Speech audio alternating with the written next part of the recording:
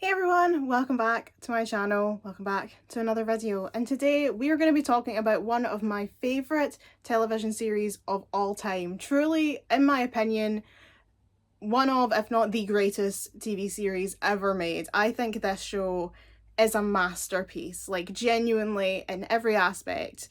Writing, production, acting, set design, costumes, like literally everything. I think this show is the pinnacle of television.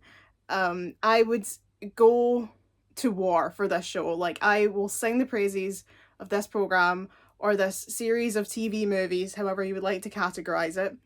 I will sing its praises to the ends of the earth and to my grave. This is truly one of my greatest loves in life. And this is, of course, Hornblower. So if you've never heard of Hornblower, I don't really know why you'd be on the video if you haven't, but just in case, Hornblower was a book series written by C.S. Forester about the naval adventures of midshipman, lieutenant, captain, as he goes throughout his career, Horatio Hornblower.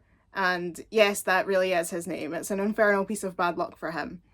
It was then adapted into a TV series that came out in the 1990s and was created as a collaboration between ITV here in the UK and A&E Network in the United States.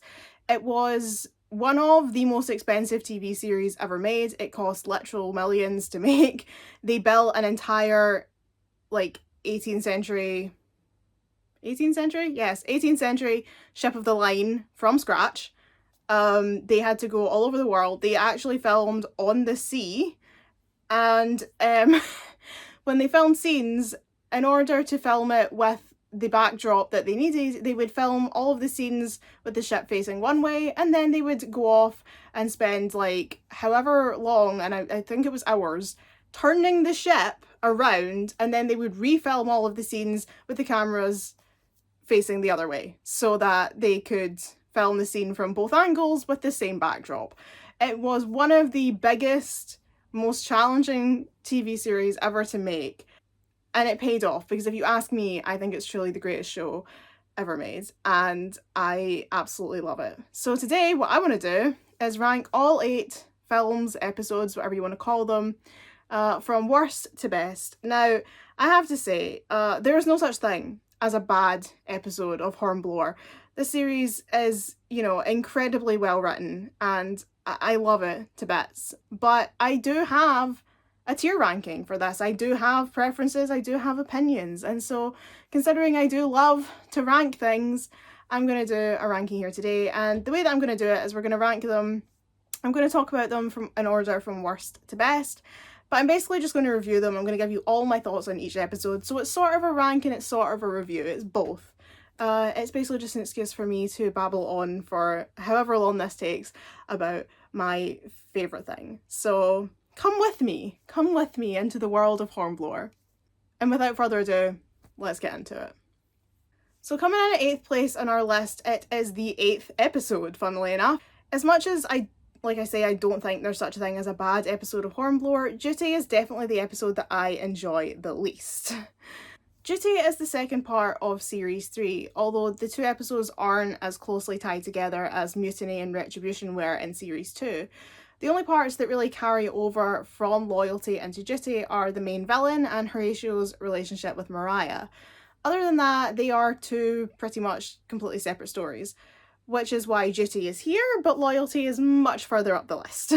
Not to give spoilers, but Loyalty is much higher up the list than Duty. The episode opens with Horatio's wedding to Mariah, which is,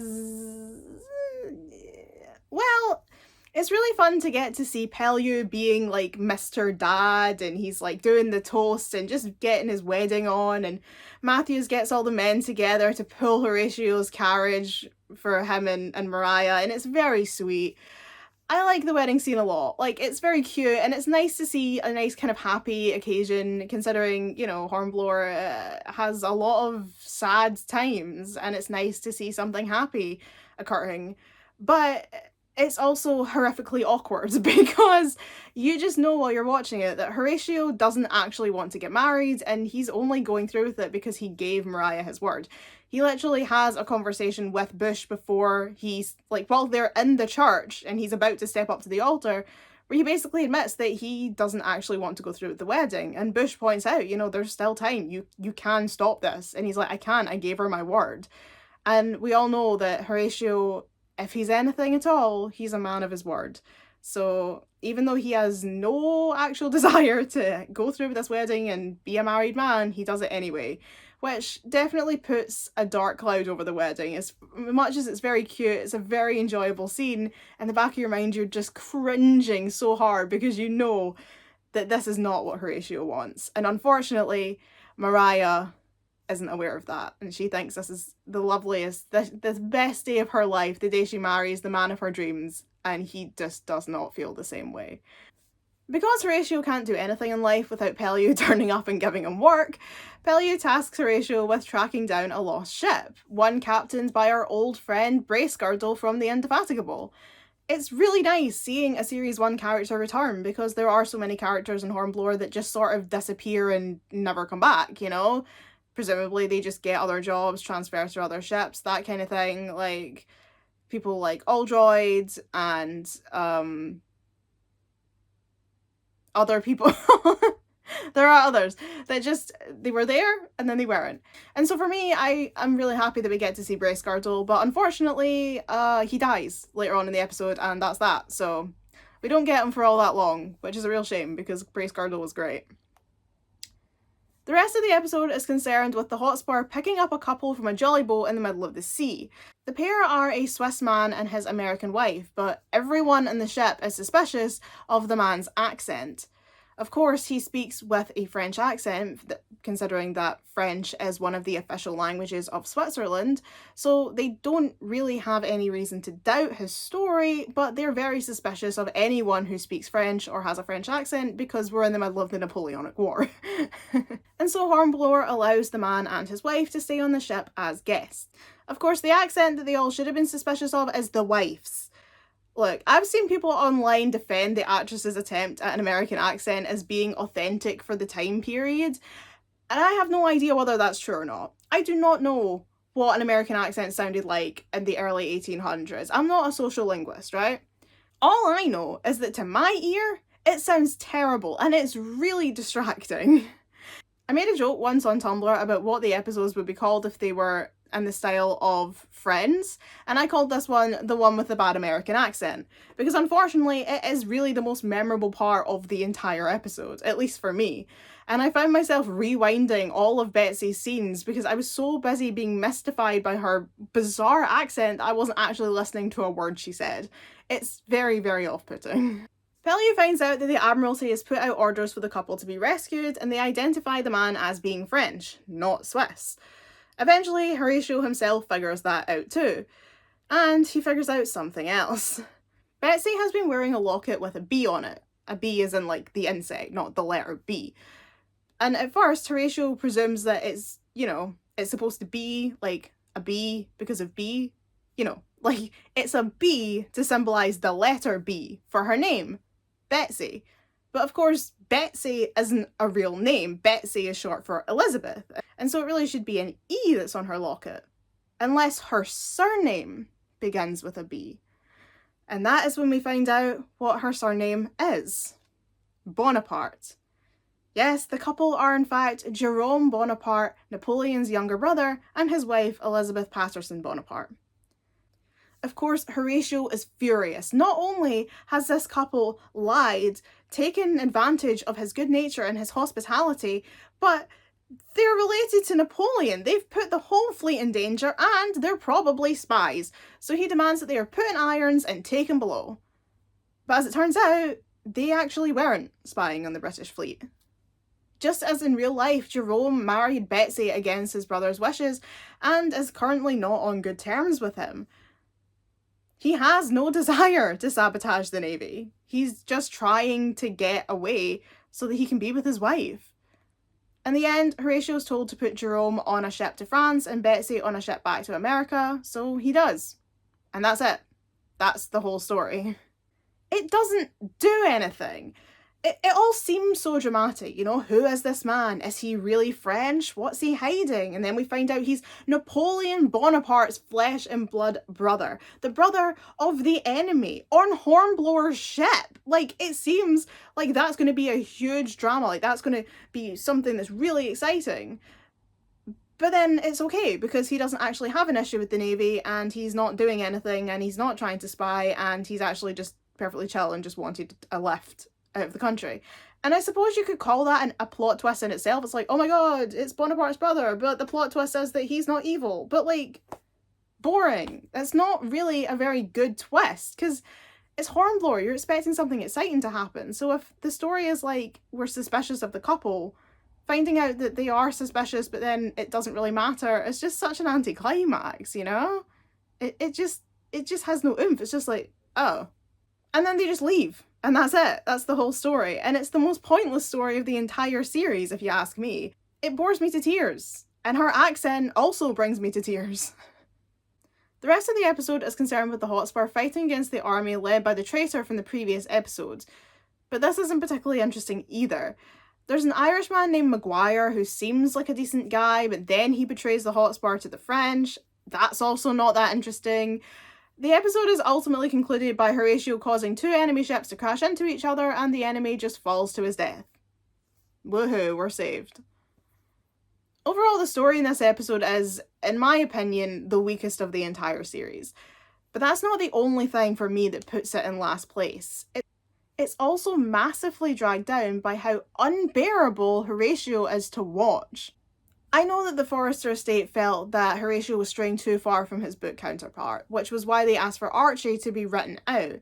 His presence made Horatio too kind, too friendly. He needed to be a leader of men, not everyone's bestie. Within reason, of course. The reason that Horatio's men follow him the way that they do is because he cares, because he commands respect through fairness and not hostility. But God, he really does a personality 180 in this episode.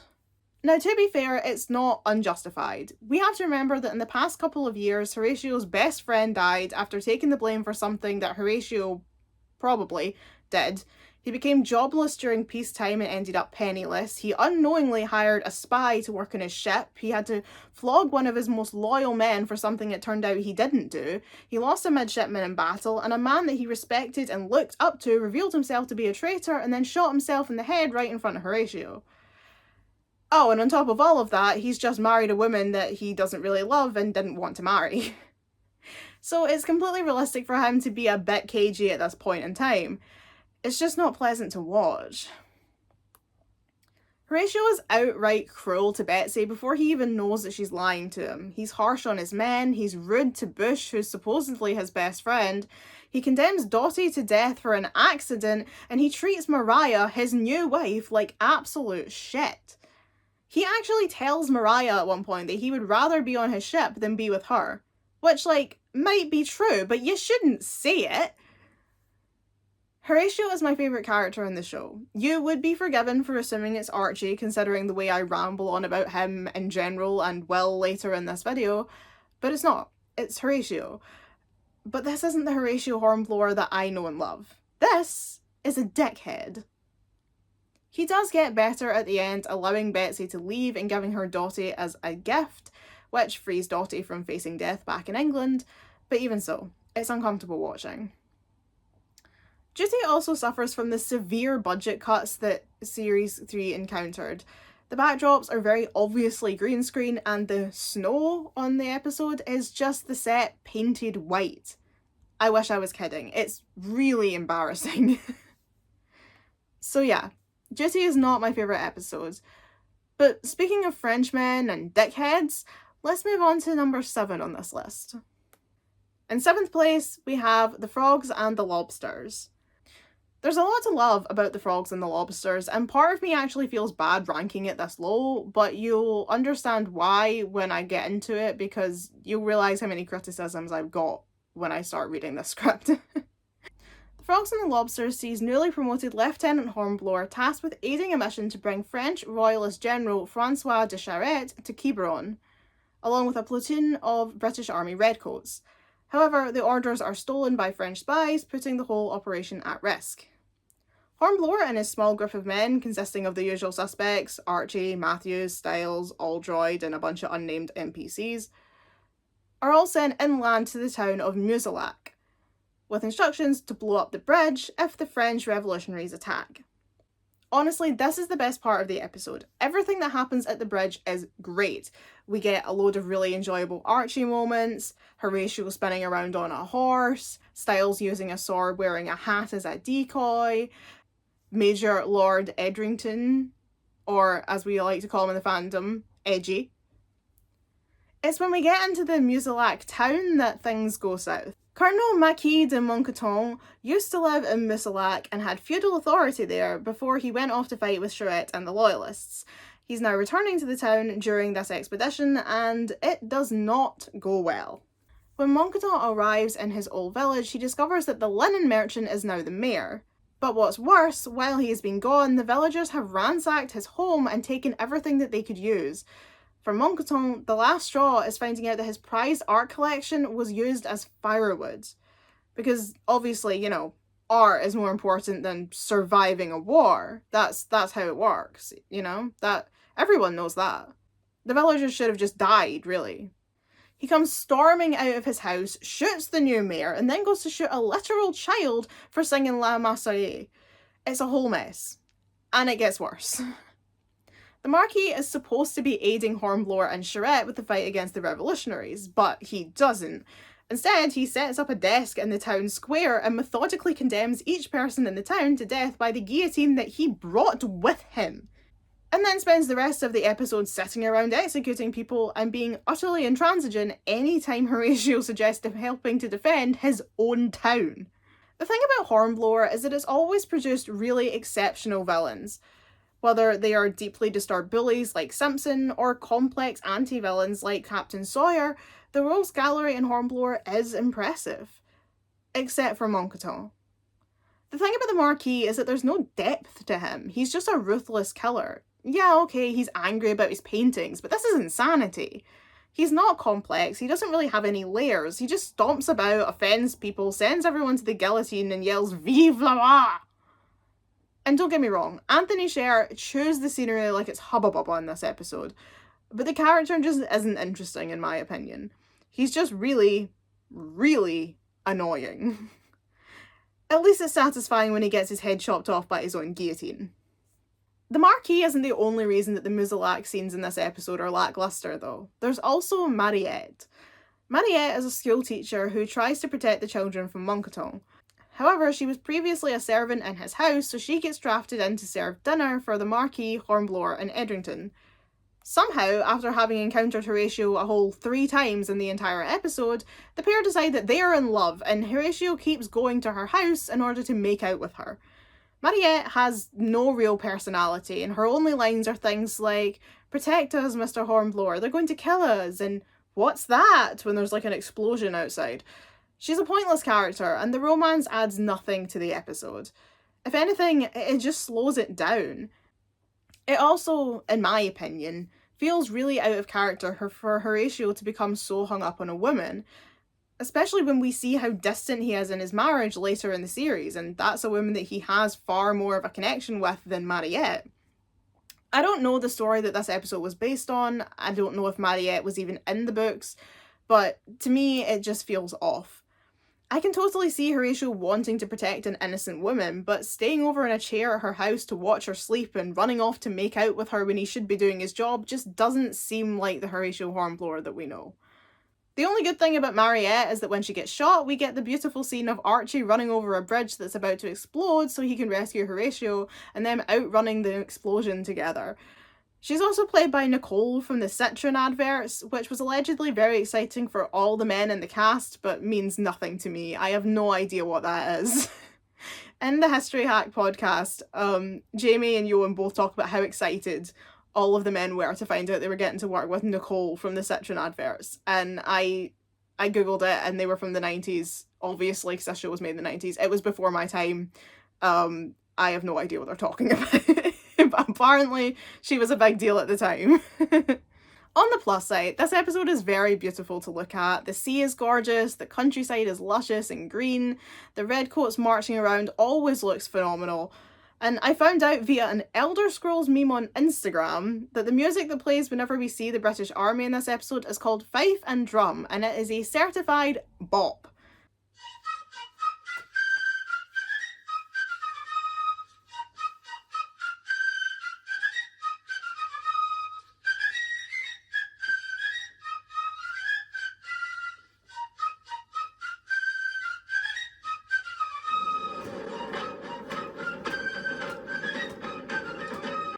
But yeah, while I do enjoy the frogs and the lobsters for Archie, Major Edgy, and Hornblower's crew, the lackluster villain and the pointless romantic story really drag down the overall experience. Number 6, the examination for Lieutenant. I actually really enjoy the examination, but it doesn't quite hold up to some of the others in the series. That said, it does include the funniest scene of the entire show for me, and that counts for a lot. In this episode, Peleus put Hornblower forward for the Lieutenant's exam, but before he can sit the test, Horatio needs to deal with the severe lack of supplies within the fleet, which is causing no end of trouble for the seamen. The first problems arrive when, due to supply ships being destroyed, Pellew has to put the indefatigable crew onto half rations. Our surly seaman of the week, as TV Tropes likes to call them, is Bunting, a man who is frustrated by the lack of food and medicine, especially when his friend Finch becomes unwell and there's no supplies to aid him. After Finch dies, Bunting becomes more irrational and is caught stealing food from the hold, and as a result, he has to face the gauntlet upon the top deck. Bunting isn't antagonistic in the way that Simpson or Hunter are, but he is a constant thorn in Hornblower's side. In fairness to him, though, I'm not a pleasant person either when I haven't eaten, so I can't really blame him. He's mostly a sympathetic character who's clearly struggling from the lack of food, the death of his friend, and a general discontent for life at sea. But even so, he's quite annoying to watch, and his story is the least interesting part of this episode. Things get worse for Hornblower, though, after he ventures to Iran to pick up supplies and discovers that the city has been hit by the Black Death, forcing the small crew he brought with him to quarantine aboard a schooner called the Caroline. Wow. People trapped aboard a ship while they wait out a highly infectious disease that's caused a global pandemic. Somehow this episode has become more relevant with time. This is when I truly fell in love with Horatio as a character, because there is this absolutely fantastic scene after he realises that the crew may have the plague. He sails back to the Indy on the longboat and informs Pellew that they may have come into contact with the Black Death, and Pellew is visibly upset by this. Though of course he maintains that classic British stoicism. But finding out that his most promising young officer, who he's come to care for on a personal level and who he's just put forward to sit in the lieutenant's exam, is likely to be dead from disease in just a few weeks' time, it's clearly devastating to him. But then Horatio does something unexpected. The gall, the unadulterated gall to stand there and say, I'm not going to die of plague. I'm going to chill on this boat for 3 weeks and then I'm going to sit my exam and I'm going to be a lieutenant. And that's when I realised how incredible this man is. In the first episode, he's nervous and still finding his feet, but this Horatio here is the future leader of men. A man who refuses to be taken down by a disease that killed 200 million people just a few centuries before. The audacity. It's incredible, and you can see how impressed Pellew is by Hornblower's determination. That is the making of a true hero. Also aboard the Caroline during the quarantine is one of this episode's hilarious guest stars in the form of Ian McNeechy as Mr. Taplin. The same Ian McNeechy who would go on to play Potiphar in the filmed version of Joseph and the Amazing Technicolor Dreamcoat and Winston Churchill in Doctor Who. All around good egg. Mr. Tapling is a diplomat who's sent to help Hornblower negotiate for the supplies in Oran, but becomes a real pain in the ass once they're all trapped aboard the Caroline. There's this hilarious moment where he pretends to be ill so he doesn't have to help, and Hornblower takes away his food, saying that it's his duty to hasten your exit from this world. But eventually Tapling does agree to help in the galley, and he discovers the sense of pride that comes from hard work and a job well done. After that, he's a much nicer person, and it's actually a really lovely character arc for what is ultimately quite a small role. Getting to see him develop from being this work-shy asshole to actually realising that being part of a crew and helping out and contributing, it brings far more job satisfaction than just being a diplomat who does nothing, really. It's nice. It's really enjoyable. At one point, Horatio's crew go ashore and are attacked by the Spanish. Bunting tries to make a run for it, and Horatio says he'll shoot him. Bunting just tells Horatio to do it. The alternative is him being hanged for his multiple crimes once they get back to England. And Hornblower clearly feels conflicted about this, but he does it anyway. And that's the end of Bunting's sad but not particularly interesting story. This is probably the best scene that he has in the whole episode. It's not great. Eventually, Hornblower's crew do return to the Indy, having survived their quarantine, and Horatio discovers that his lieutenant's exam is the very next day. Pellew clearly has, real belief in this boy, considering he's had, 5 seconds back on the Indy, and he's like, anyway, your exam's tomorrow, better set your alarm.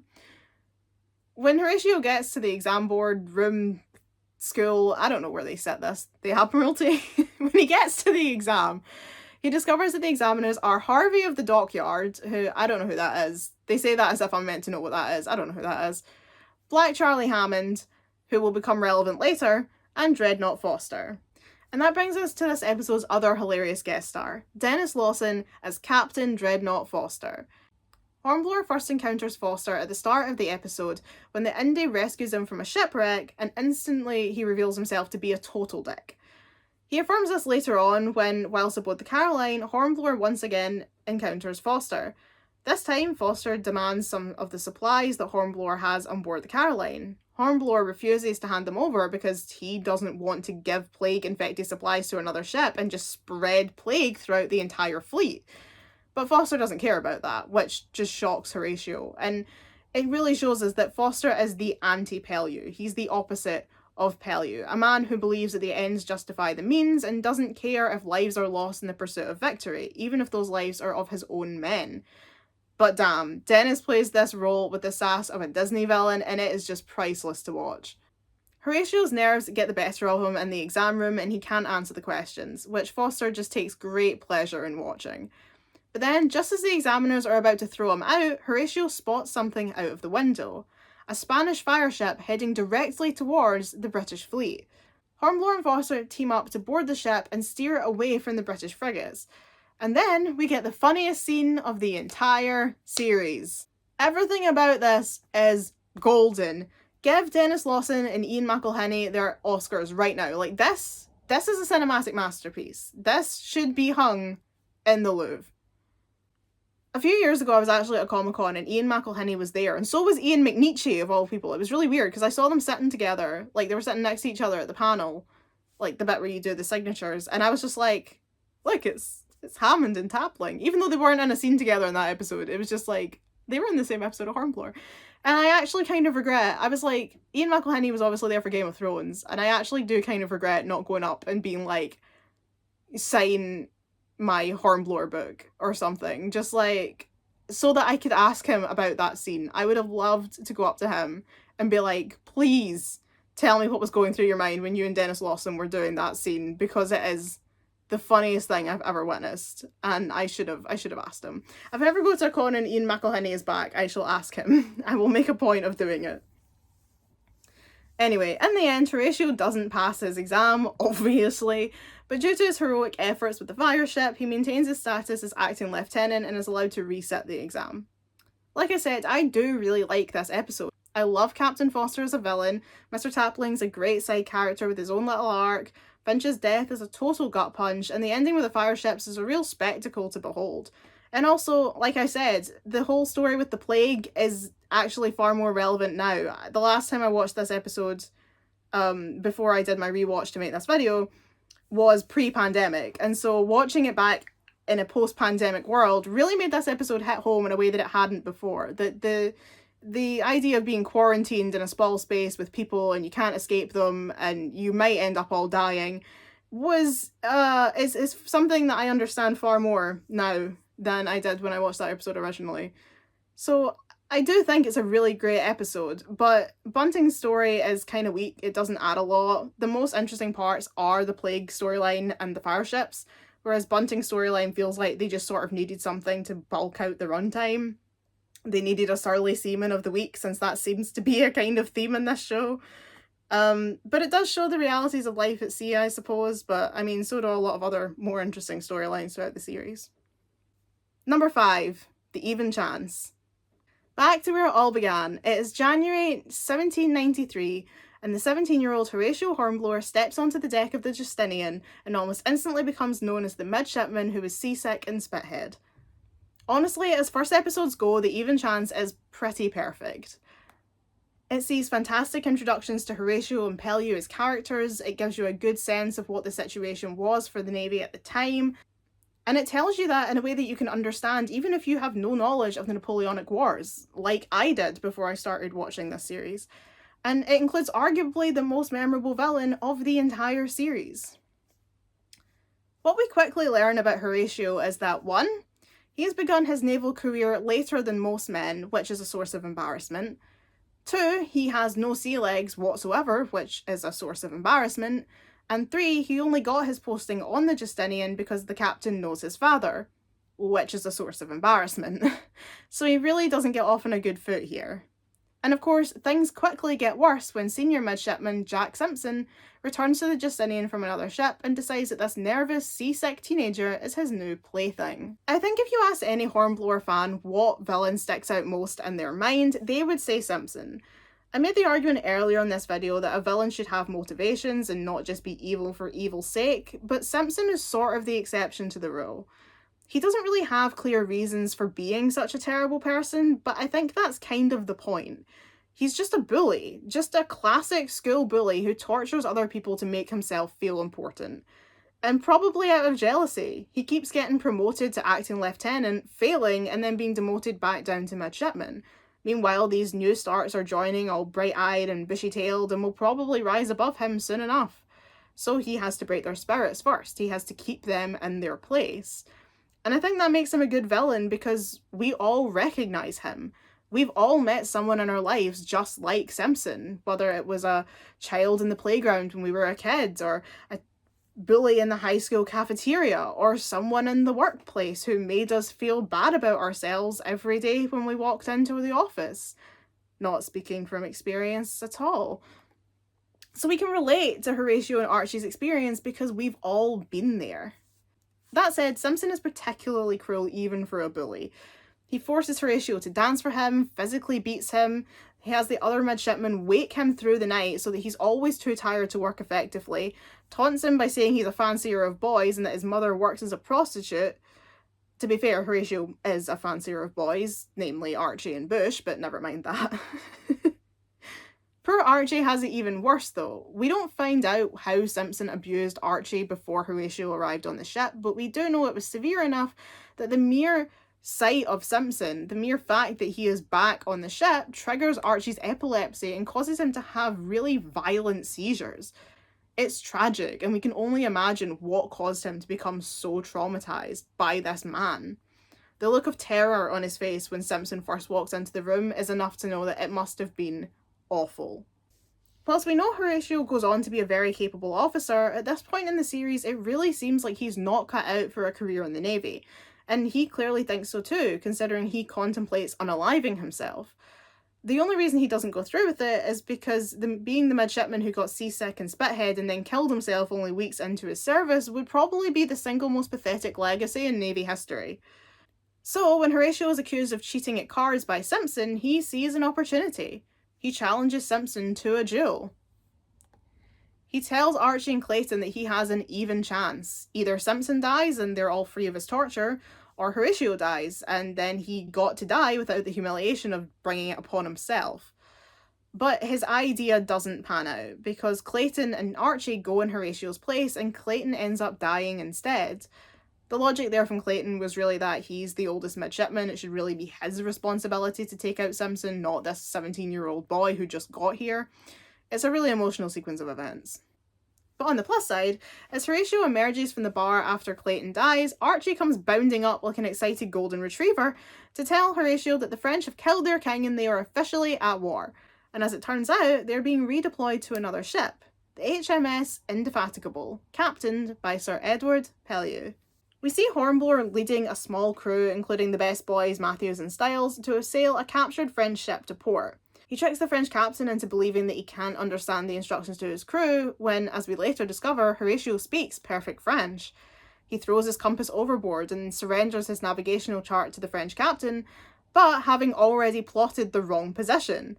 When Hornblower reveals that the French are actually sailing them back to the Indefatigable, his men are visibly impressed. Perhaps, just perhaps, this awkward teenager who got seasick and spithead might just make a decent officer after all.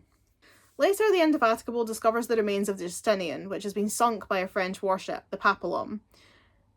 In amongst the wreckage is Simpson, alive and well, and he's taken into the Indy. This, of course, terrifies Horatio and Archie, who've been doing so well without their oppressor. Hornblower and Simpson are asked to command an assault on the Papillon. Archie suffers a seizure on the longboat, and Horatio is forced to knock him out to stop the French being alerted by the sound. Once aboard the ship, a fight takes place, and amidst the chaos, Simpson takes his chance to get revenge on his fellow middies.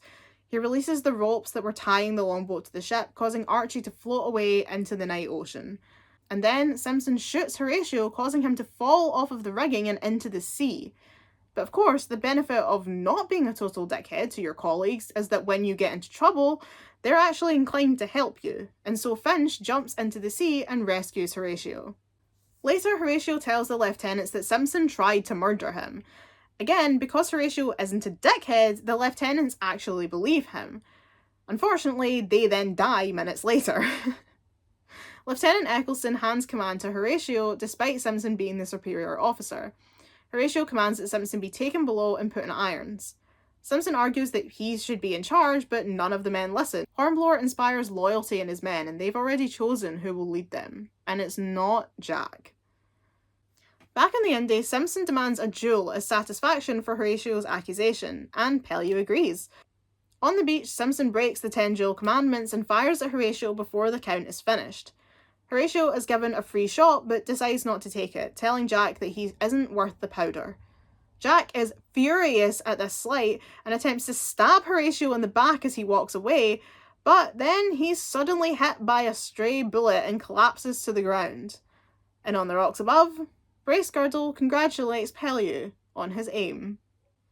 The Even Chance takes a variety of stories from Mr. Midshipman Hornblower and weaves them into one narrative, and it works. This episode has everything that you could want: an impressive hero's journey for Horatio, enjoyable side characters like Archie, Clayton, Eccleston, Heather and Cleveland, a villain that you hate with all of your heart and soul, an engaging story, high stakes, emotional scenes, exciting fights, and a brilliant introduction to the Napoleonic Wars. I don't think it's quite as spectacular as the episodes that we're going to discuss next, but it's a solid start to the series and a fantastic episode in its own right. Number 4. Loyalty. Loyalty has one of the most interesting openings of the entire series, since it begins with a jolly boat sailing up to the Retribution and informing the crew that the war has ended. It's peacetime. The men are thrilled. They can finally go home. Thing is, there's a downside to the war ending. At the time, I have no idea if it's different now, when a naval officer wasn't on active duty, he was put onto half pay. There's an irony there, of course. When you're living at sea, you have a roof over your head, rations provided, no need to sustain yourself, and then you're on full pay.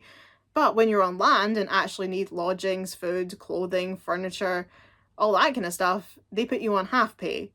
And they really didn't earn that much in the first place.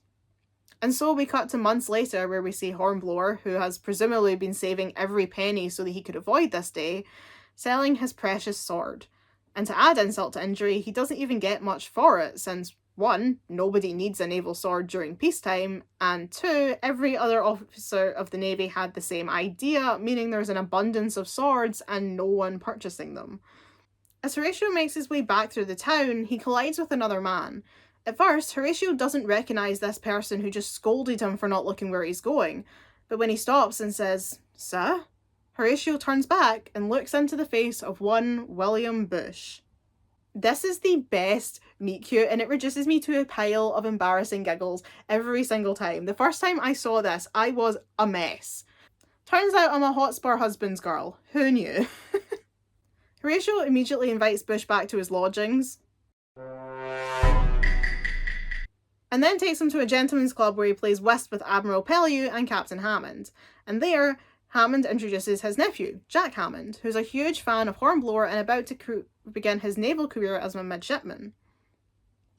Despite the peace, the British Navy are not entirely convinced that Napoleon isn't up to something, and Pellew gives Horatio command of the HMS Hotspur and tasks him with spying on Napoleon.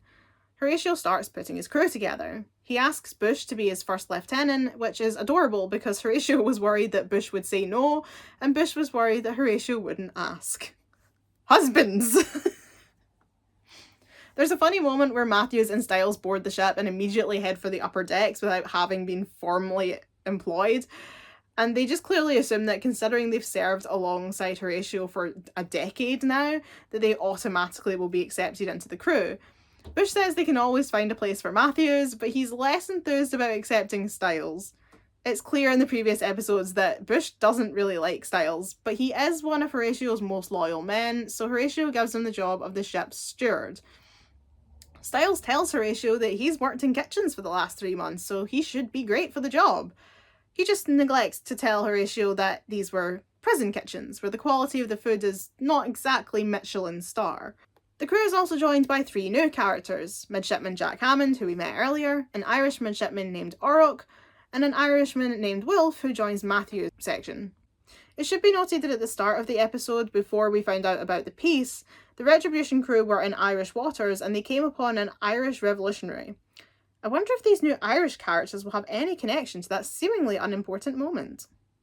Also on board the Hotspur is a Frenchman named Major Cottard, who Horatio has been tasked with escorting to a rendezvous.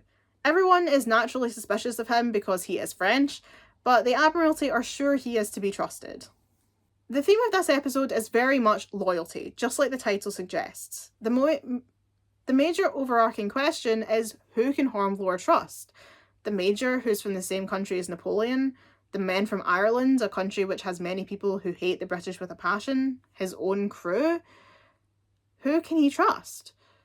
We also get to see Hornblower as a captain for the first time in the series, and it's clear that his attitude has changed to reflect his new role. In the previous episodes, he's happy to speak up when he sees injustice or when he disagrees with someone's decision because he's a lower rank.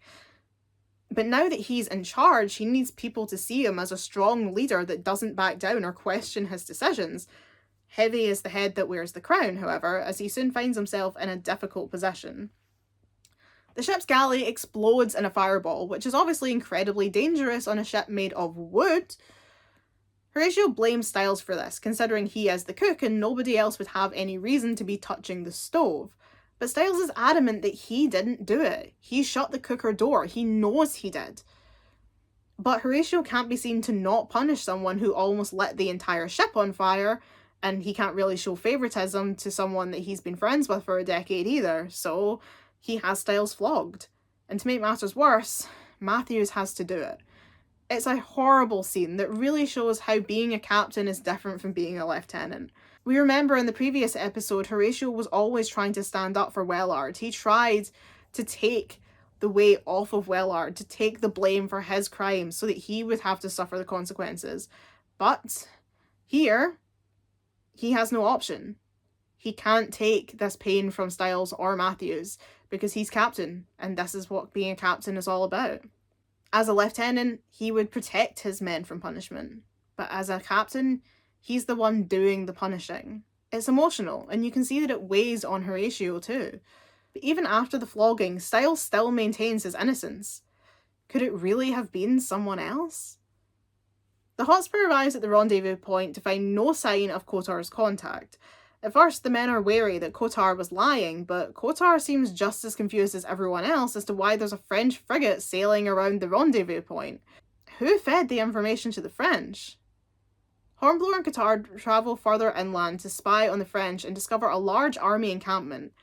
This war is far from over. Pellew decides that the fleet should attack the French fort, so Hornblower leads a crew on the assault. There's a hilarious moment here where Styles is flattened by an angry French woman, and I just needed to acknowledge it. It's so funny. Horatio notices that Wolfe is missing from the group, and none of the men know where he is. That's a bit suspicious, right? Sure enough, a group of French troops confront Hornblower's crew, and out from within them steps Wolfe, adorned in a French uniform and a tricolour hat. He's a traitor who is allied with the French in order to liberate Ireland from Britain. And yes, he was the one who set the ship on fire. What a dick. But what's really curious is that Wilf reveals that there is another traitor in the Navy fleet, and he's a senior officer. But the only senior officer that we know who's Irish is Captain Hammond, and surely it cannot be him. Black Charlie Hammond, one of the most respected men in the British Navy, the man who sat on Horatio's examination board and the court-martial, the man who Horatio plays whist with every week, a man with a close personal relationship to Admiral Pellew, and a man whose nephew is in Horatio's crew right now. Spoiler alert, yeah, it's him. Finding out Captain Hammond was a traitor stunned me the first time I watched this. Considering how significant his role is in the series, knowing that he was feeding all of the information about Hornblower, Pellew, and the entire British Navy to the French this whole time was absolutely shocking. Plus, when you consider that he seemed rather determined to hang Horatio in the previous episode, you have to start wondering if that was because of his crime, or because it would get a very promising young officer out of the way and weaken the British fleet. And probably also weaken Pellew's spirit. I get loyalty to your country. I'm Scottish, for God's sake. But this is just terrible. Speaking of Hammond, though, there's trouble with little Jack as well. Horatio sends Jack back to Matthews to order them to press forward, but Jack tells them instead to return to the ship. Matthews knows full well that Horatio would never make that order, but he can't disobey a senior officer. Jack has the distinction of being the only person that Matthews has ever chewed out in the series. Just like every other midshipman, Matthews tries to take Jack under his wing, but as soon as he betrays Hornblower's trust, Matthews wants nothing to do with him, and it takes a lot to make Matthews mad. Horatio is shocked when Hammond Sr. reveals his true allegiance and orders Wilf to kill him. Bush arrives with backup and a battle breaks out on the shore, but what Charlie Hammond doesn't realise is that his nephew Jack is amongst the crew that just arrived, and he gets shot. When Charlie realises that he just made the order that killed his own nephew, he decides he cannot live with himself any longer and shoots himself in the head right there on the beach. It's safe to say that Horatio's captaincy is not going very well so far. There's also a subplot in this episode involving Mariah. Mariah is the daughter of Horatio's landlord, and it's clear that she has a crush on Horatio, and Horatio certainly likes her, although whether that feeling is romantic in any way isn't exactly clear. And at the end of the episode, Horatio returns home and discovers that Mariah has been crying ever since he left. For reasons unknown to anyone but Horatio, he decides to propose to Mariah. She accepts, but the episode ends with the camera zooming in on Horatio's horrified expression as he realises what he's just done. I think what makes this episode so enjoyable is the constant question of who can be trusted. There's a real air of mystery in this one. Was Major Kotar setting them up? Well, if it wasn't him, then who was it? Did someone really set Styles up with the fire? But who would do that, and why would they do that? Why is Wilf missing? Who is the senior member of the fleet who's also a traitor? Is Orok also loyal to Ireland? I never really mentioned Orok in this, but he's a nice Archie-type character who's 100% loyal to the Navy and is not involved in the traitor plot at all. He really does feel like if Archie had lived past Retribution, I feel like he would have had Orok's lines in this episode. He feels like the replacement Archie. There's also the fact that this episode is the first time we get to see Horatio as a captain, and it's a very interesting watch. We really go on that journey with him, and unlike Duty, he isn't a total dickhead in this installment, but it does give us a very clear distinction between what he was like as a junior officer and what he's like as a senior officer. And it is really enjoyable to get to see that. Loyalty is also a very funny episode though. Despite all of the drama and intrigue and death, there is a lot of comedy in here, from the continued subplot of Bush just hating Styles, sending Styles into a literal tunnel of shit, a woman with a swollen belly and an angry father. Thank you, Matthews. It sort of has everything. Emotional scenes, big fight scenes and set pieces, quiet scenes in Portsmouth, Horatio and Bush being dorky besties, intrigue and mystery, a dramatic ending. It's a great episode and I could watch it over and over. And now we move into the top 3, and at number 3, I have placed Mutiny. Mutiny is almost like a bottle episode in that, unlike the other episodes, there are no big set pieces and pretty much everything just takes place on the decks of the Renown. The majority of the runtime is the characters having conversations, and this might make it sound like it would be a very uninteresting episode, but you would be so wrong. I think it's a testament to how good the writing in Hornblower is that this turned out to be one of the best episodes of the entire series. We've jumped forward in time from the frogs and the lobsters. Archie has passed his exam and is a fully fledged lieutenant, and sometime prior to the episode, him and Horatio, as well as Matthews and Styles, because of course, were transferred from the Indefatigable to the Renown. The Renown is captained by James Sawyer, who, as characters keep repeating in both this and the following episode, is one of Nelson's own. He was one of Horatio Nelson's band of brothers who fought in the Battle of the Nile. He's a hero and a leader of men. Or at least, he used to be. The plot of Mutiny centres around Captain Sawyer's cruel and unusual behaviour on the ship. He punishes Midshipman Wellard for things he hasn't done, accuses the lieutenants of plotting mutiny when they aren't, allows the men to drink double rations of alcohol so they're all too drunk to work effectively, forces Horatio to stay awake for 72 hours straight as a punishment, tells the lieutenants they can't make any decisions without his approval, despite that sort of being the entire point of lieutenants, and just generally acts erratically. Horatio and Archie both feel that Sawyer is putting the crew at risk, and First Lieutenant Buckland seems to agree. But there's one problem. They see me rolling, they hating, patrolling and trying to catch me riding dirty, Yes, this episode is when we are first introduced to Mr. William Bush, who really doesn't get off on the right foot with either Archie or Horatio. Archie is very outspoken and quick to call out injustice, which Bush doesn't like. You aren't supposed to question your senior officers. And since Horatio tends not to chastise Archie for these comments, and also because he flattened Bush the second that he stepped on board, Bush doesn't really like him much either. The other three lieutenants sneak away to have a discussion about what they can do about Sawyer. His treatment of Wellard is inexcusable, but more than that, his instability and delusion is likely to get them all killed. He's putting the entire crew, and the ship, and the Navy itself in danger.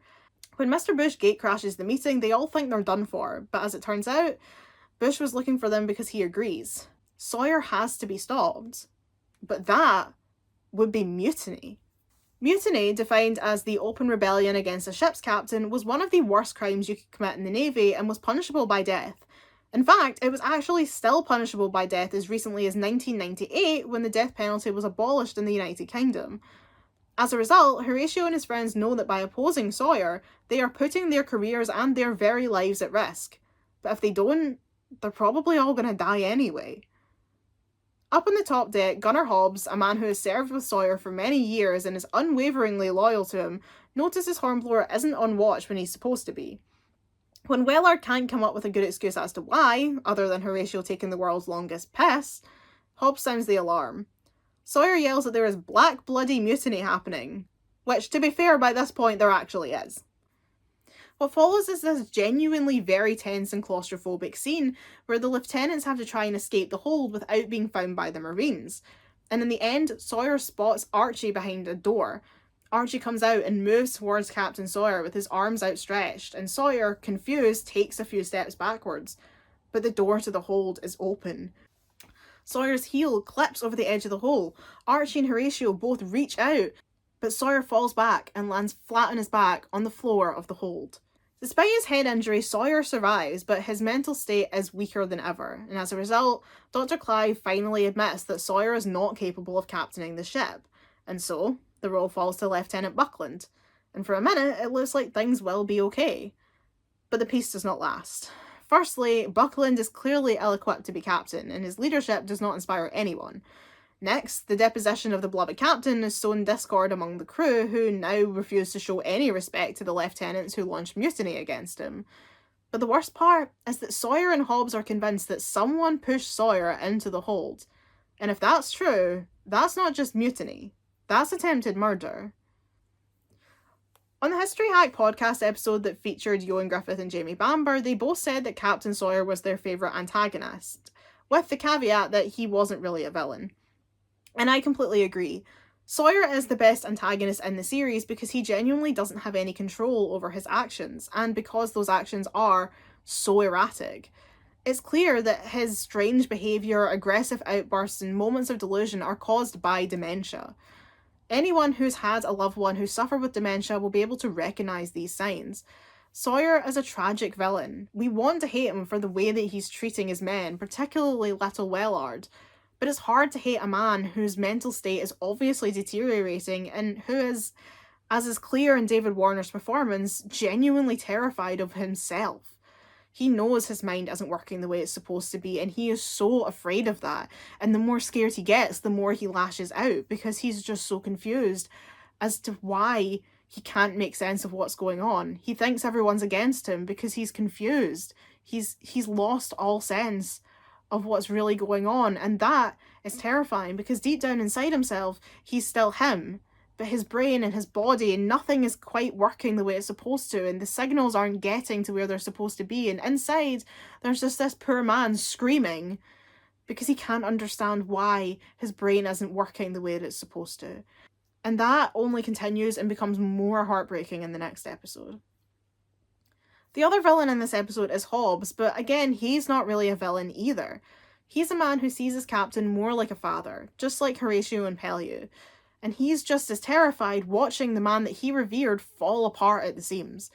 And he's trying to pretend it's not happening. He's trying to tell everyone, no, he's not crazy. He's a leader of men. He's a hero. I've served with him for years. I know this man. He's an incredible captain. Why are you trying to ruin his reputation? Why are you trying to launch mutiny against him? Why are you not respecting this man who deserves all of our respect? He wants to blame the lieutenants for rebelling against Sawyer, but deep down he knows the truth as well as they do, and he just can't cope with it. In the end, there is no real villain in Mutiny. It's just really bad circumstances. And I think in a way that almost makes the episode even more interesting, because you don't have a proper antagonist that you can blame for these things. You can't point your finger at someone like Simpson or Monkatong or Wolf and say, hey, you're the guy, it's all your fault. Because there is no one at fault here. There's a man who's very ill and another man whose heart is broken over having to watch it. But no one is really in the wrong. Everyone is just trying to deal with horrific circumstances. But what makes this episode so enjoyable is the fact that everything is so contained. It makes you feel trapped. We don't get off the ship to explore Spanish forts or French towns. It's just the ship, the sea, and one very unstable captain. There's also the fact that for the first time, we really see Horatio turning his back on everything that he knows, everything that he's ever held true. He goes from being devoted to his duty to committing the biggest crime in the Naval Handbook. It shows that he's growing up and moving away from this idealistic young boy that he once was and towards the more cynical man he will become when he's captain. But of course, at its core, what it shows is that Horatio's number one priority will always be the greater good. He will always do what he believes is right, even if it gets him hung in the process. And if that isn't the definition of a hero, I don't know what is. Mutiny's strength comes from its stellar dialogue, wonderful acting, complex characters, and difficult circumstances. Mix that all together, and you get one of the most incredible pieces of television I have ever seen. There really isn't much between the remaining 2 episodes of the series. I love them both wholeheartedly and could watch them over and over again without getting sick of them. Truly immaculate pieces of television. But someone has to get first place, and so at number 2 on our list, we have The Duchess and the Devil. The episode opens with Acting Lieutenant Hornblower capturing the French frigate the La Rêve. As a reward for his good work, Hornblower is ordered to sail the La Rêve to Portsmouth, where he can claim £1,000 for the ship, which would be about 45k today.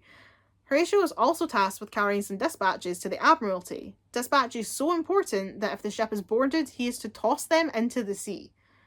After this, Horatio and Pellew attend a dinner with the Governor of Gibraltar, where they meet the Duchess of Wharfdale. And oh man, what a lady she is. When you hear the word Duchess, you probably think of like Kate Middleton or Sarah Ferguson, someone prim and proper and careful in their public perception. But not this Duchess. She tells shocking stories, makes sexual innuendos, and burps at the dinner table in front of all the men. Horatio is clearly surprised by her ballsy nature, but also somewhat fascinated by it. He can't help but smirk at her outrageous comments and smile and stifle a giggle at the way that she embarrasses all the other men at this party. So when he's informed that the Duchess will be accompanying him on his journey back to England, he's quite happy about it. As are the men, who haven't seen a woman in months and look at her like she's a piece of meat. As Larev makes its way from Gibraltar to Portsmouth, it encounters a heavy fog. Within the fog, Horatio realises that he's accidentally sailed into the middle of the Spanish fleet. And this gives us one of my favourite scenes in the entire series. Horatio orders everyone to put on the French uniforms, telling them that no man is to show his face above decks unless he looks like a frog. At first, Horatio's ruse seems to be working, thanks to him being fluent in French, but then it turns out the Spanish already knew that the Larev had been captured and they were just playing him. As such, Horatio's forced to surrender. Horatio starts preparing to toss the dispatches when the Duchess approaches him and says she will keep them safe. After all, she isn't a navyman, she's a guest on the ship, and no one is going to rifle through her petticoats looking for government secrets. Horatio is reluctant, which leads the Duchess to state that I have as much right to die for my country as you do. Which is just queen shit. An icon, a fucking feminist hero. I love her so much. You do not understand how much I love this woman. Horatio's crew are captured and taken to a prison fort under the command of Don Maceredo, who is an icon in his own right. He is the villain, I suppose, being the one who keeps them locked up, but he is also a very polite and considerate jailer. He treats Horatio with a lot of respect and clearly sees the crew's imprisonment as just part of the art of war, rather than being a punishment for some heinous crime. Horatio explicitly tells the Don that he sees it as his duty to try to return to his ship, and the Don wishes him well in his attempt. He's a good man. I wish wars today could be as respectful as this. Horatio and Hunter, who is our surly seaman of the week, enter their cell and plonk themselves down on the beds. But as Hunter sits, something squeals from beneath the blanket. Horatio pulls back the sheet to reveal Archie. The very same Archie that we last saw floating off into the pitch black night after Simpson cut the ropes on the jolly boat. It has been some time since then, and everyone had long assumed him dead. And whilst Horatio is thrilled, unfortunately, his former best friend is not remotely happy to see him. Hunter is determined that the crew have to escape as soon as possible, but Horatio says that they can't leave until Archie is well enough to come with them. He is a midshipman of the Indefatigable. It is Horatio's duty as his senior officer to bring him back to the ship. But it is blatantly obvious that that's not the real reason that he's so determined to rescue Archie. It's because Archie is his best friend from both the Indy and the Justinian. And whilst it's never explicitly stated, I don't think it's a wild leap to think that he probably feels some responsibility for what happened to Archie, for why he's in this situation in the first place. The only reason that Archie was unconscious in that jolly boat is because Horatio whacked him over the head with a plank. If he hadn't, maybe Simpson wouldn't have had the opportunity to cast him adrift into the sea, and then maybe Archie would have been on the Indy this whole time, instead of slowly wasting away in a prison cell. But Hunter isn't so convinced. Hunter would probably be considered a villain, but like most Hornblower antagonists, it isn't black and white. It's easy to see where Hunter's coming from. Archie is seriously ill. It could be months before he's well enough to escape. And is that really a good use of their time, just sitting in jail? The Admiralty would probably agree that it was the best choice under the circumstances. Leave behind one man who's already dying to save the crew and get them back to their ships so they can continue fighting the war. That would be a logical plan. But not for Horatio. Not when that man is Archie Kennedy. Archie, on the other hand, isn't feeling so passionate about escaping, especially once he starts experiencing seizures again due to Horatio's presence bringing back memories of their time with Simpson. And there's another problem. The Duchess is also staying in the prison, although as a guest rather than an inmate. She convinces Don Maceredo that Horatio should have an hour's exercise each day where he can accompany her on a walk, and this only fans the flames of discontent amongst the crew. Horatio continually rebuffs Hunter's pleas to attempt an escape, which really doesn't look good for him. As far as Hunter's concerned, Hornblower doesn't want to escape. And why would he? He's not working, he can spend all his time lying about in the sun, and for an hour a day he can go a walk on the beach with a pretty lady. He's pretty much on holiday here. Of course, it's not that at all. We've seen Horatio's married life. We know he doesn't do well away from the sea in his ship. He loves his job. He wants to be out on the ocean. The only reason that he's hanging about is because he wants to bring Archie back, partly because he loves him and partly because he feels responsible for his plight. Unfortunately, Hunter doesn't see it that way and begins to sow discord amongst the crew. Matthews and Styles remain loyal to Horatio, refusing to leave without Archie, but the rest of the men, even the previously loyal Aldroyd, form a splinter group and start planning their escape without Horatio's input. And while Horatio is off promenading on cliffs having conversations, Hunter starts messing with Archie's head. He tells Archie how Horatio is refusing to leave without him, making Archie feel like a burden. He believes that just by being alive, he's holding the entire crew here. He needs to remove himself from the equation so that Horatio will finally leave. So he gives his rations to Hunter and slowly starves himself to death. Of course, Hunter doesn't tell Hornblower any of this, so when Archie falls unconscious in bed, Horatio can't understand why, and the look that he gives Hunter when he finds out could melt steel. Horatio carries Archie to the gates, which according to Ewan and Jamie was just as much of a struggle as it looks. They were soaked to the skin, and the wet clothes just made Jamie even heavier. Poor Ewan, it's so funny. It shouldn't be funny. It's a sad moment, but it's so funny. Don Maceredo allows for Archie to stay in a private room, with Horatio acting as his nursemaid. The Duchess comes to see what's going on and attempts to soothe Archie, but then something strange happens. Archie starts quoting Shakespeare. Now, we know that Archie loves to paraphrase Shakespeare. He does it throughout the series. But why is he doing it now? What is it about this Duchess that makes his mind go to Shakespeare?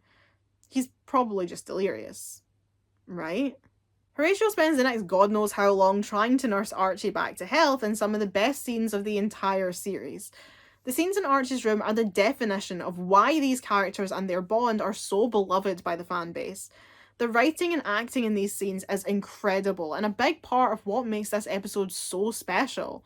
At first, Archie refuses to eat or drink, seeing no reason to go back to the Indefatigable, knowing that Horatio will be hailed as a hero, whilst Archie will be remembered as the midshipman who almost died in a Spanish prison because he had a fit in a jolly boat and his friend had to knock him out with a plank of wood. But after some passionate pleas from Horatio, Archie finally accepts help. As Archie's health improves, so does his mental state, and with his fragile mind restored, he finally reveals why he was quoting Shakespeare at the Duchess. It's because she's not the Duchess of Wharfdale. Her name is Catherine Kitty Cobham, and she is an actress. Horatio has dinner with Don Maceredo, the Duchess, and the visiting French colonel. The conversation reveals that the colonel also knows the Duchess's true identity. Horatio attempts to confront her about this, but is interrupted by the colonel who wants to sleep with Kitty. Kitty accepts, which horrifies Horatio and makes him believe that she cannot be trusted if she sleeps with the enemy. But Kitty says that she had to in order to protect her identity as well as Horatio's precious dispatches, and that sometimes in life, you have to sacrifice some inconsequential things, like dignity and self-respect. Queen, icon, best character in the entire series, gives Sherry Lungi her BAFTA. Unfortunately, whilst Horatio has been dealing with Archie's health and Kitty's deception, Hunter has been plotting, and so he leads the men on an ill-fated escape. When they are caught, Horatio accepts full responsibility and is put into a hole in the ground as punishment. Matthews is furious and berates the men, whilst Hunter nurses a bullet wound he's sustained in the escape. And in a karmic role reversal, Archie is now the one having to watch over a suffering Hunter and encourage him to eat, otherwise they'll have to wait for him to recover in order to escape. It's such good writing. The stark contrast from earlier in the episode is just so good. Hunter realises the mistake he's made and works to regain the use of his leg, and Horatio eventually returns to the crew. Later, Horatio witnesses an engagement between the Indefatigable and a Spanish frigate off the coast, which ends with the Almeria trapped on the rocks. Hornblower sees it as his duty to rescue any survivors and so leads a crew on a rescue mission, promising Maceredo that they will return. The entire scene is chaos, the waves are insane, and Jamie Bamber described filming it as being twatted in the face by water. But as it turns out, Kitty was on the Almeria, having been released from prison onto the ship, and against all the odds, she still has the dispatches. I love this woman! During the rescue, Hunter dives into the sea to aid the Almeria's captain, but is swept away by the waves and drowns. The look on Hunter's face, and the fact that he didn't accept help to get back into the boat, suggests that maybe he wanted to die. Maybe he felt that this was what he deserved for the trouble that he caused. Or maybe he felt guilt for his injury and felt that he was holding everyone back and decided it would be better if he just weren't there anymore. The very same thing he tried to make Archie believe earlier in the episode. In any case, he doesn't survive the mission. The crew are rescued by the Indy but volunteer to honour their promise and return to the prison, but they're subsequently released on order of the Spanish king and queen for their rescue of the Almeria's crew. And so, the episode ends. The Duchess and the Devil is a masterpiece, a fantastic female character who adds humour and charm to the series, as well as being a total badass in her own right, a surly seaman whose plight you can actually understand and empathise with, a villain who is a good man and enjoyable to watch, beautiful scenes between Archie and Horatio as they slowly rebuild their friendship, watching Archie go from death's door to fighting fit and then managing to take part in the rescue mission, and then watching the reverse with Hunter, plus the scene on the La Rev that I just think is brilliant. This episode is perfect and I love it with all my heart. It doesn't have the mystery or intrigue of the other episodes. Nobody actually suspected the Duchess of lying before she was exposed, so it's not like you had that kind of mystery like in Loyalty. But it has beautiful writing, wonderful character moments, and gives us a chance to really examine and understand Horatio, Archie, and Hunter as characters. It's great.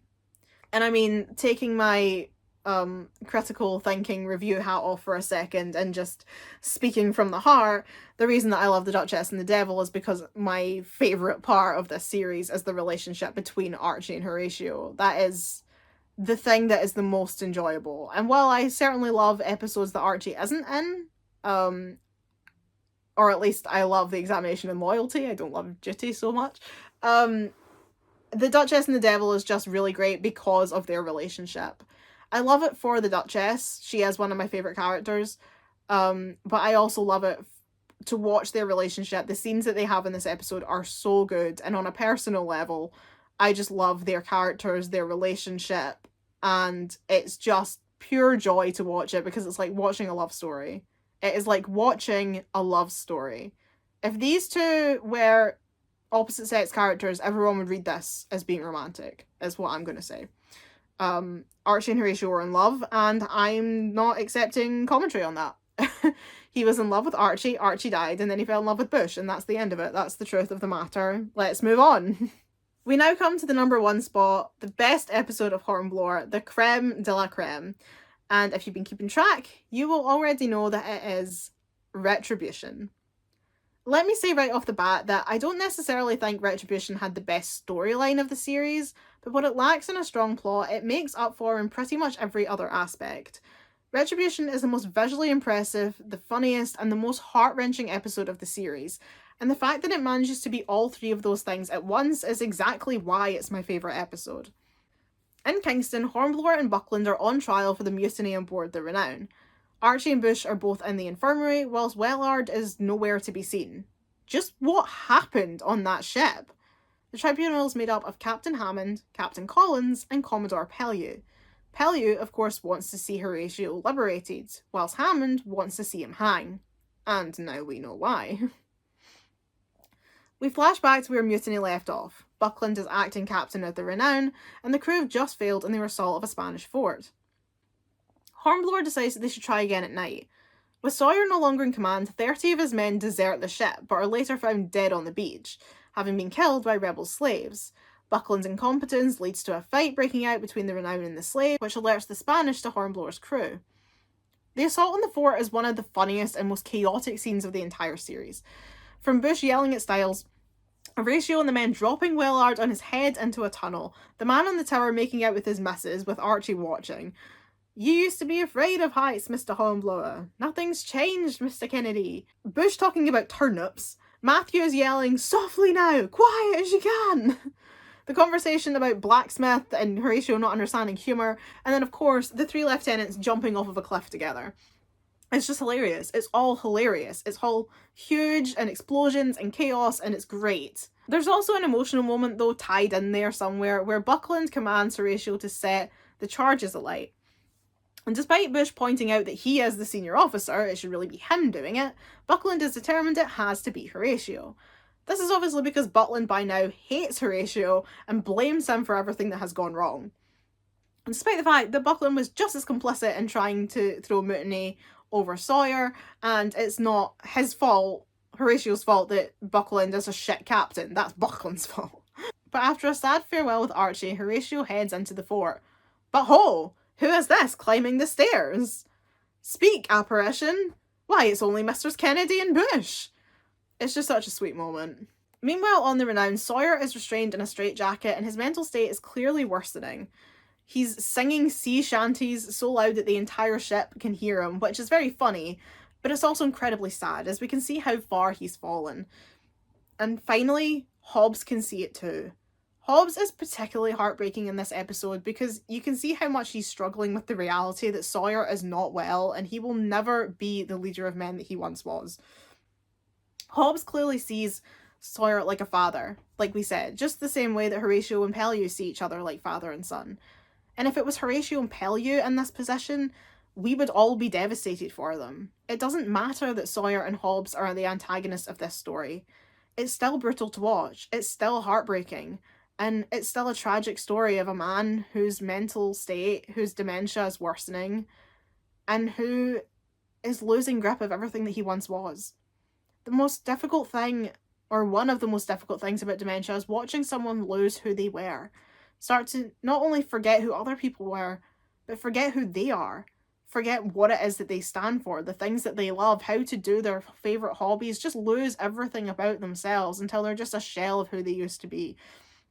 And that's exactly what we have with Sawyer here. He's just losing every aspect of who he is. And his surrogate son, Hobbs, is watching it happen. And it's just tragic. It's just absolutely tragic. Another one of Retribution's heartbreaking plot threads focuses on Wellard, who's clearly terrified for literally the entire episode. He expresses fear to Horatio that he may have pushed Sawyer into the hold, but somehow blocked it from his memory. But I think deep down Wellard knows that it wasn't him, and if it wasn't him, that means it was either Horatio or Archie. The two men who have stood up for him all along and defended him from Sawyer's cruelty on the Renown. And he's terrified of losing them. This leads Wellard to go into Sawyer's cabin wielding a gun, telling Sawyer that he can't allow him to remember who pushed him. Sawyer is surprised, but actually impressed by Wellard's courage in standing up to him. But before Wellard even has the opportunity to shoot Sawyer, they hear the ship being boarded by the enemy. Now, whether this is a moment of clarity due to the situation, due to the fact that Sawyer is a long-held, senior naval officer, and so the sound of gunfire and everything, maybe it just brought everything back to the surface, or whether this is a case of what is referred to as terminal lucidity within dementia, which is where someone who's had long-term dementia actually becomes more lucid right before they die. Suddenly they seem to become clear. They suddenly remember people's names. Sometimes they can kind of sit up and suddenly say people's names or remember things about their lives that they haven't remembered for years, and they call that terminal lucidity, the lucid brain that comes right before you die. And perhaps that's what this is, or perhaps he just had a moment of clarity, which do come with dementia. Every now and then, sometimes your brain just sort of clicks and it works for a little bit. Anyway, Sawyer puts his arm around Wellard and coaches him on how to shoot when the Spanish inevitably enter the cabin. And they do. So Wellard shoots, and he manages to take one down before the Spaniards shoot both him and Sawyer. Hobbs comes into the room and sees his hero lying dead with the dying Wellard next to him. In a scene that hits me like a freight train every time, Wellard tells Hobbs that Sawyer said he was brave. And Hobbs says, "You are." It's devastating. This whole episode is just a roller coaster of emotion. But what Wellard also tells Hobbs is that in his final moments, Sawyer remembered who pushed him, and he gives Hobbs the name. Now Hobbs is armed with the information that will put either Horatio or Archie in the gallows. Could this be it for our indie husbands? Up on the top deck, battle is broken out and we see Bush sustaining a terrible sword wound to the torso. Bush tells Styles that he believes he's done for, but Styles, the man who's been bullied by Bush for 2 whole episodes, refuses to accept this and tries to stem the bleeding while they wait for Dr. Clive. Horatio returns to the ship and encounters Hobbs. When he finds out that Sawyer is dead, Horatio says that he was a leader of men and he died in battle. It's what he would want. Better to die the way he lived, fighting for the British Navy, than alone in his bed from a terminal brain condition. Horatio sits down beside Archie, who's relaxing after the battle, but whose speech is just a little bit off. Horatio notices that there is blood on Archie's clothes and asks if it's his. In full Monty Python style, Archie claims that 'tis but a scratch, but it is not but a scratch. He has been shot in the abdomen. And this is the turn of the 19th century. It's not an injury you want to sustain. We move back to the present, the court-martial in Kingston. Buckland, becoming frustrated with the way the tribunal seem impressed with Horatio's actions during their time at the Spanish fort, decides to just throw Horatio under the bus completely and say that it was him who pushed Captain Sawyer into the hold. But of course, Buckland wasn't there. He doesn't know. They can't take this as gospel. But there is someone who does know. Someone who heard it from Sawyer himself. Well, via Willard. Hobbs is called to the stand and asked who pushed Captain Sawyer into the hold. It's clear from the look in Hornblower's face that he knows it's over for him. Hobbs hates him. He will not hold back. And then it happens. Hobbs stares dead into Horatio's eyes and speaks. And what he says shocks everyone. My captain was a leader of men, and he died in battle, but I cannot say who pushed him into the hold. Hobbs has finally accepted that Horatio acted for the good of the ship, and has realised that he's a good man. Even if Hobbs doesn't like him very much, he's not going to send him to the gallows. He's worth saving. For the sake of the British Navy, for the men, he's worth keeping alive. Problem is, that doesn't make Hornblower innocent, it just means they need more evidence, and Hornblower himself hasn't been called to the stand yet to defend himself. Archie asks Horatio how he will answer when the tribunal asks if he pushed Captain Sawyer into the hold. Horatio says that there's no point in thinking about that yet, and at that moment, a look passes over Archie's face. He knows Horatio is a man of his words. If he pushed Captain Sawyer into the hold, he will admit to it on the stand, and he will hang for it. And Archie is not about to let that happen. The next day, Horatio arrives to see Archie before his hearing, but finds him missing from his bed. Bush says that he's up and about, which is odd considering he is deathly ill. At first, Horatio believes this lie before figuring out what's really going on. Over in the courtroom, Lieutenant Kennedy staggers down the aisle, supported by Dr. Clive. He steps up to the tribunal and tells them that he alone pushed Captain Sawyer into the hold. Pellew, realising what Archie's doing, immediately declares the case closed and Archie guilty. As Archie turns to leave, he sees Horatio standing in the doorway, watching him in horror. It's absolutely soul-destroying. Horatio perches on Archie's bed and asks, why? Why would he do that? Archie says that Horatio has saved them all 100 times over. Why can't he accept that he needed to be saved this time? But Horatio knows that Archie's thrown away his good name. He'll forever be remembered as the man who pushed Captain Sawyer, one of Nelson's own, into the hold. But as far as Archie's concerned, he was going to die, and he had to make sure that Horatio wasn't going to go down with him. Horatio saved Archie back in that Spanish prison. It was Archie's time to return the favour. And then, after an absolutely heart-wrenching scene, Archie draws his last breath. But hey, Horatio got a promotion out of it. Because of course he did. He's Horatio Hornblower. That's what happens for him. Like I said, this isn't the strongest episode in terms of story. It doesn't have the mystery of loyalty or the shorter collected narratives of the even chance or the examination. But what it does have is beautiful dialogue, hilarious comedy, heartbreaking character arcs, gripping suspense, and incredible stunts. Retribution has all the elements that make Hornblower great. The fact that it manages to be the funniest and saddest episode of the entire series all in one go is testament to just how good the writing is in Retribution. Getting to see an 18th century naval court-martial is fascinating, especially one loaded with the emotional weight that this one has. It's not often in TV we have to see a character decide whether to condemn his almost a son to death. The bond that we see develop between Horatio, Archie, and Bush is another reason that this episode is so enjoyable. The three of them together have the greatest dynamic in the series, and it's a shame that we only really get to enjoy it for this one episode. The character arc that Hobbs goes on is beautifully tragic, and the way he slowly comes to accept the harsh reality of the situation and ultimately saves Horatio from the noose is just so enjoyable. Watching Buckland reveal himself to be an utter wet wipe of a captain is also rather delicious. And of course, Archie. Everything about that sacrifice is incredible. It's probably the best scene of the entire series. And it's funny, the reason Archie had to die in this episode is because the Forrester estate would only allow the production of Series 2 if Archie was written out. They didn't like that he was fulfilling the role of Horatio's best friend, a role that went to Bush in the novels. But everyone in the show's production staff loved Archie and Jamie and wanted to keep him around. But since they had no other option, they decided that at the very least, Archie would go out in a heroic fashion. And I honestly believe that's part of why he's still such a beloved character today. He was always popular, but that ending almost turned him into a deity. He's like Jesus. He was cool when he was alive, but it was really his death that solidified his place in the monomyth. I love Retribution. It's the episode I always go to when I want my Hornblower fix, and whilst I obviously wish Archie hadn't had to die, at least we got a fantastic story out of it. And that's it. That's my ranking of all 8 Hornblower episodes. But genuinely, like I say, I don't think there is such a thing as a bad episode of Hornblower, and I would give my right arm, left arm, legs, head, all of it to get more.